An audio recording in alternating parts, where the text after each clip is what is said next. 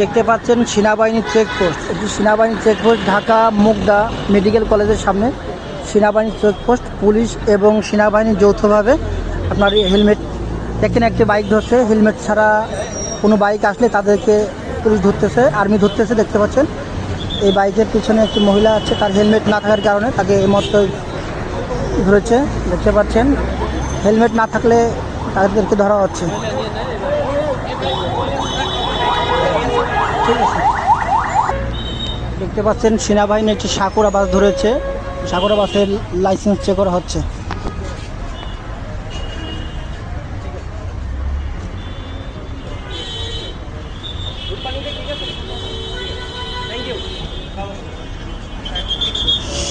Sakura বাসের licence complete হওয়ার কারণে সেনাবাহিনীর পক্ষ থেকে ধন্যবাদ জানানো হয়েছে। দেখতে পাচ্ছেন